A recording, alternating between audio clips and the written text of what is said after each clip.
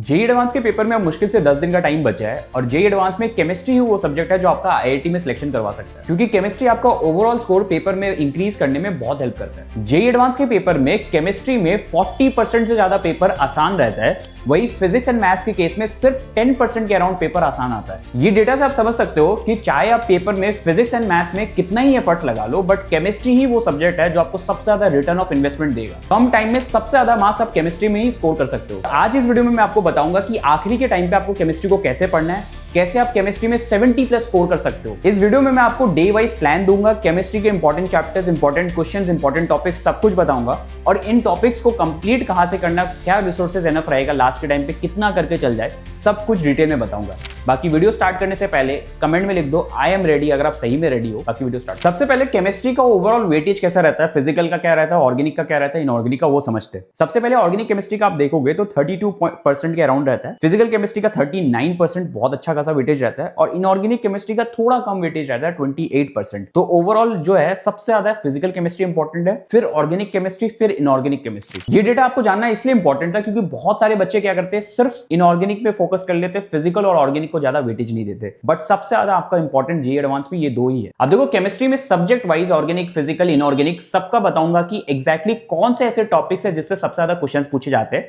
और last 5 years का proper analysis करके आपको ये चीज दिखाऊंगा। इस चार्ट में आपको क्या दिख रहा है, 2020 से लेके 2025 के सारे क्वेश्चंस दिख रहे हैं, नंबर ऑफ क्वेश्चंस जो टॉपिक से पूछे गए और टोटल क्वेश्चंस कंबाइंड रोज और कॉलम्स आपको दिखाई दे रहे हैं। सबसे पहले अगर आप देखोगे आईयूपीएससी नोमेनक्लेचर कॉमन नेम 2020 में बस एक क्वेश्चन आया था, उसके बाद क्वेश्चन नहीं पूछा गया। फिर अगर आप जीओसी देखोगे तो जीओसी बहुत इंपॉर्टेंट है, बट क्या होता है इससे मिक्स्ड क्वेश्चंस आ जाते हैं। तो अगर आप ओनली ये टॉपिक से देखोगे तो 2 1 1 ऐसे सवाल आते हैं। बाकी आपको सारे टॉपिक्स ऐसे दिख रहे हैं जैसे आइसोमेरिज्म हो गया, halogen derivatives, alcohol ethers, hydrocarbons, carbonyl compounds, carboxylic acid, amines, aromatic compounds, biomolecules, polymers, practical organic chemistry. अब अगर आप इस लिस्ट में देखोगे तो सबसे ज्यादा इंपॉर्टेंट जो आपके लिए है वो है ऑर्गेनिक केमिस्ट्री में कार्बोक्सिलिक एसिड एंड एमाइंस, जिससे 17 क्वेश्चन इन टोटल पूछा गया और हाइड्रोकार्बन जिससे 10 है। बाकी सिमिलरली आप देख सकते हो बायोमोलिक्यूल्स भी बहुत इंपॉर्टेंट है, 7 पूछे गए। अब बात करते हैं फिजिकल केमिस्ट्री में। देखो फिजिकल केमिस्ट्री में सारे चैप्टर्स आपको दिखाई दे रहे हैं जैसे mole concept, concentration terms, redox reaction, gaseous state और सारे सो ऑन। अब इसमें अगर हम बात करें सबसे इंपॉर्टेंट कौन सा है आपके लिए, तो इसमें आप देख सकते हो रेडॉक्स रिएक्शन बहुत इंपॉर्टेंट है, 10 क्वेश्चन ओवरऑल पूछा गया।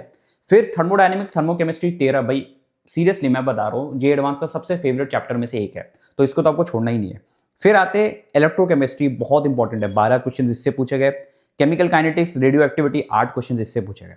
अब अगर इनऑर्गेनिक केमिस्ट्री की बात करूं तो सो ऑन आपको सारे चैप्टर्स दिख रहे हैं। इस पे सबसे इंपॉर्टेंट है केमिकल बॉन्डिंग, कोऑर्डिनेशन कंपाउंड्स।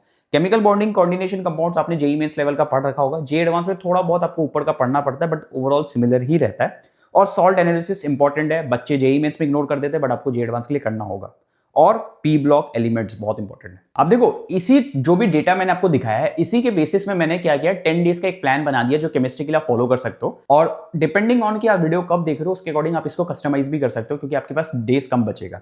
अगर मैं डे 1 की बात करूं तो आप कोऑर्डिनेशन कंपाउंड जो बहुत इंपॉर्टेंट आपने देखा था। डे 2 में आपको करना है carboxylic acid, nitrogen compounds. Day 3 में आपको करना है chemical bonding, alcohol, phenol, ether. Day 4 में आपको करना है पी ब्लॉक, जीओसी। डे 5 में मेटलर्जी, ट्रांजिशन एलिमेंट्स। डे 6 में थर्मोडायनेमिक्स, केमिस्ट्री का सबसे इंपॉर्टेंट चैप्टर में से एक है, उसके साथ साथ थर्मोकेमिस्ट्री भी करना। डे 7 में अगर मैं बात करूं atomic structure, aldehyde, ketones.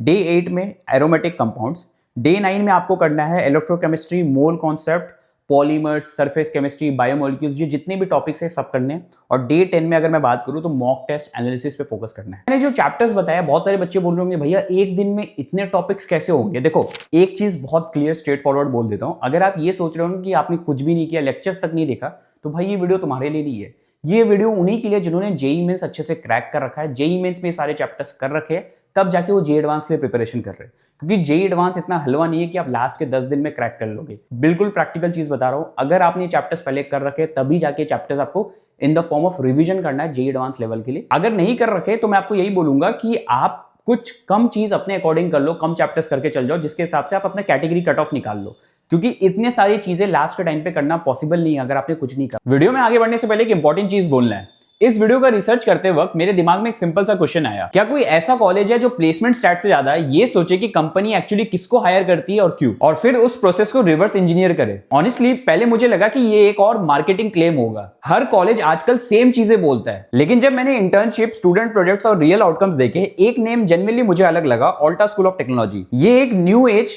Take school है जिसके 5 कैंपसेस है, पुणे, इंदौर, बेंगलोर, सोनीपत और जयपुर। यहां से तुम 4 साल की बीटेक करते हो यूजीसी रिकॉग्नाइज्ड डिग्री के साथ। और सबसे इंटरेस्टिंग पार्ट, इनका करिकुलम करियर फर्स्ट है। 70% hands on coding from day 1, 15+ AI tools use, और हर सेमेस्टर में एक रियल पोर्टफोलियो बिल्ड होता है, असाइनमेंट्स नहीं, एक्चुअल प्रोजेक्ट जो तुम इंटरव्यू में दिखा सको। इसलिए ऑल्टा के सेकंड ईयर के स्टूडेंट ही 30-40 हजार के पर मंथ इंटर्नशिप क्रैक कर रहे हैं। और हाँ, ऑनेस्टली ऑल्टा का अभी 3 साल हुआ है, तो एलुमनाई नेटवर्क उतना स्ट्रॉन्ग नहीं है जितना मणिपाल और वीआईटी का है। इनका एडमिशन सिंपल है, 80+ परसेंटाइल इन जेई तो डायरेक्ट इंटरव्यू, बाकी के लिए एसेट एग्जाम देना होता है, ऑल्टा scholastic aptitude test, maths, aptitude, English और फिर एक personal interview and counselling process. Fees 3 से 3.5 लाख पर ईयर है और स्कॉलरशिप आपको अप टू 100% मिल सकती है। लिंक डिस्क्रिप्शन में मैंने डाल दिया है। लास्ट डेट अप्लाई करने का 14th में है एंड एग्जाम डेट 15th में है। और जैसे ही आपके लेक्चर्स तो ऑलरेडी कंप्लीटेड है, आपको लेक्चर्स के नोट्स रिवाइज करने हैं, सारे चैप्टर्स के जो डे वाइज मैंने आपको प्लान दिया, उसके साथ आपको क्या करना है, क्वेश्चन प्रैक्टिसिंग का सबसे इंपॉर्टेंट चीज समझा देता हूं।